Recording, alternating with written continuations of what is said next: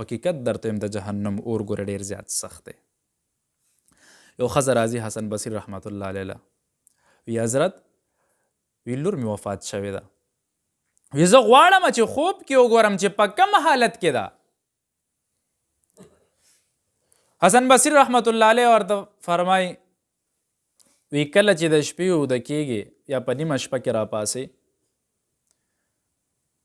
4 رکعاته نفل به کې د سورت فاتحې نه پس ته به سورة تکاثر وی الهاکم التکاثر حتی زرتم المقابر. وی دا سورت وایا 4 رکعاتونو کې او بیا به درود شروع کې درود شریف چې وی بس په دې کې چې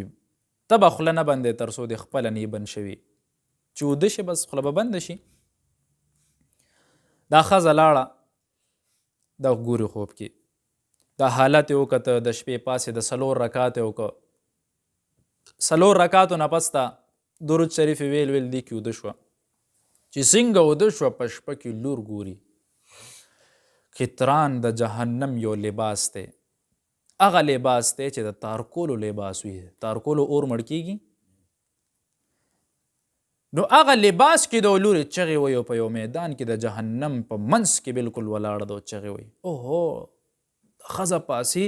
یاره چې دینه خو مې د سره کتلی نه وي چې په کم حالت کې په ما به اوس دا ټیم څنګه تېرېږي دا وخت به راباندې څنګه تېرېږي. نو دا ښځه جاړې بس په څه حالت باندې صبح صادق چې کله راوځي نور راختو وخت دی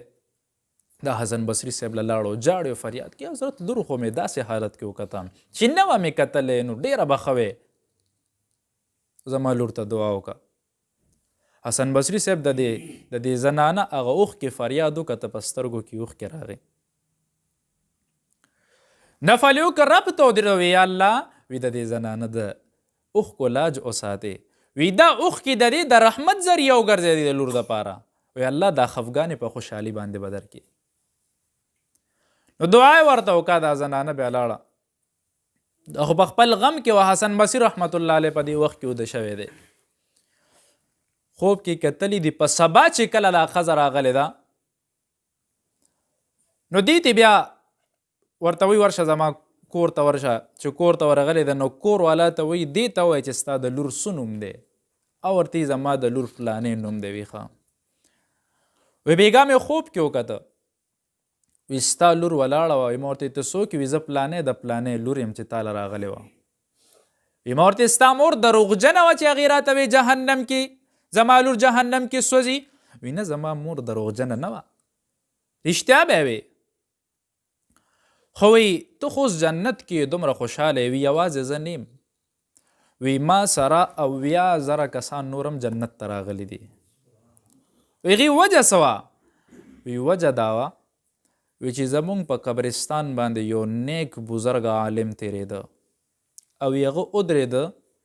درود پاک ویل مونږ ټولو ته یې راوبخل او بیا دعا وغوسته د رب نه وي د هغه د دعا او د درود پاک د وجې نه رب مونږ ټول راوچت کو جنت ته داخل کو. نو خبرې مقصد مې دا دی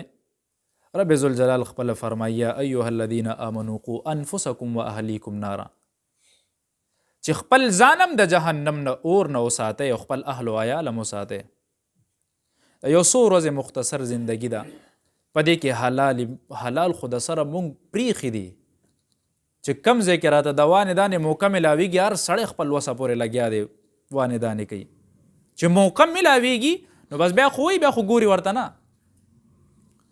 نو د حرامو نه ځان وساتئ. دا معمولی شانتې رزق چې خولې ته لاړ شي نو بیا فریادونه کوه که نه رب ته جاړه رب دې دعا نه قبلوي مونږ هر ټایم دا فریاد کو چې یاره زما دعا نه قبلېږي پلاني صاحب له لاړ شه ډنګلي صاحب له لاړ شه نو دعا به دې څنګه قبوله شي. حدیث کې راځي وملبسه حرام ومسکنه حرام چې د هغه کپړې د هغه مسکن چې کوم ځای کې پاتې کېږي دا د حرامو دی نو څنګه به رب ستا دعا قبوله کړي.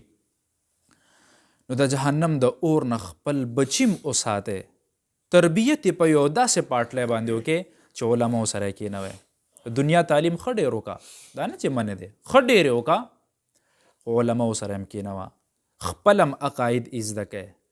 بچو ته هم وښایئ چې دا بچی معاشره کې ستا کم ځای ته هم ځي نو دی به څوک ګمراه کولی نه شي.